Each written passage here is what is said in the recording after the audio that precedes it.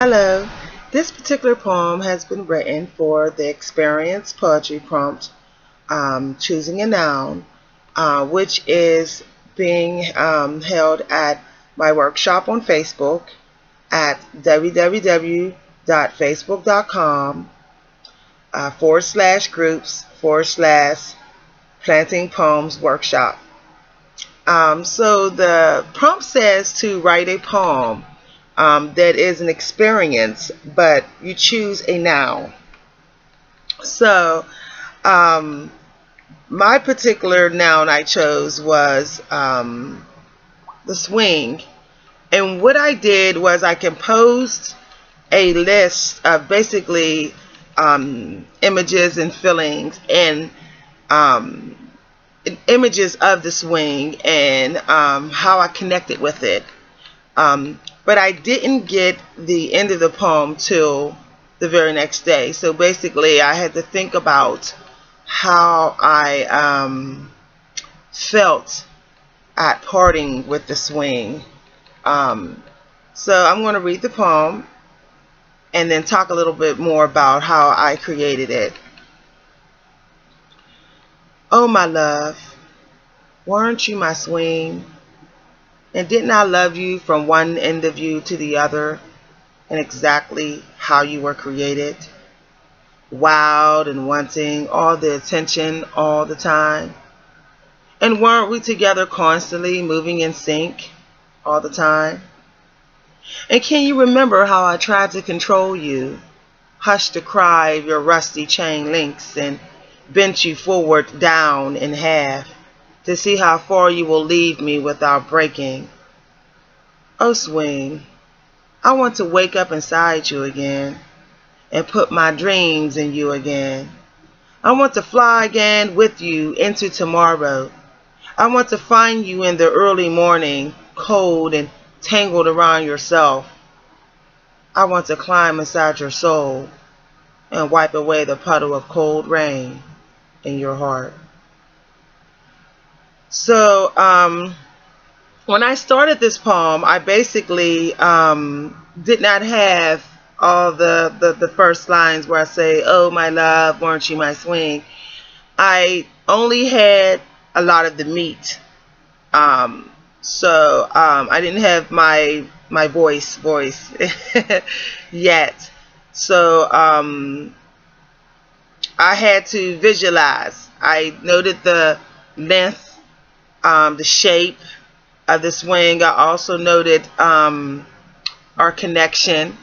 So I entered the poem with our first meet, our first relationship, my first relationship with the swing.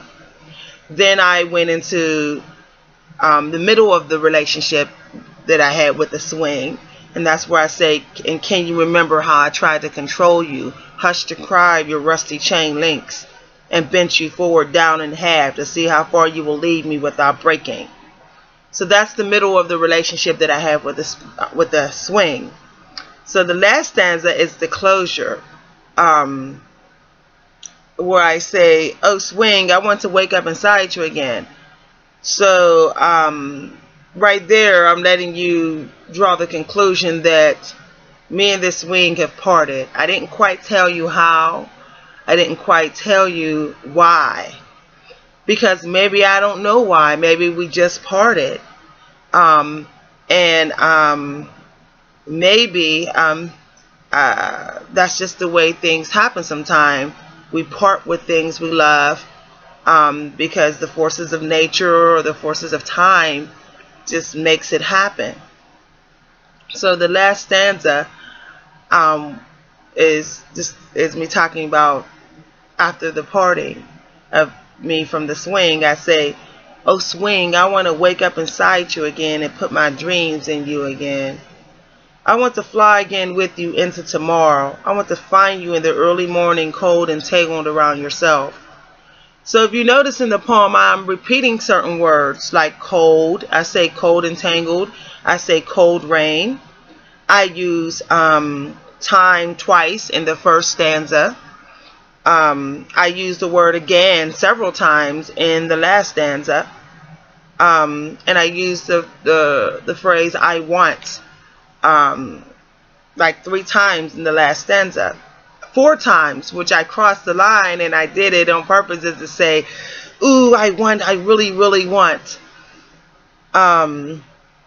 So with narrative poetry, you repeat certain words. You can repeat half of phrases, and you tell your story in steps, and you use as minimum words as possible. So you trim your lines down, trim them down.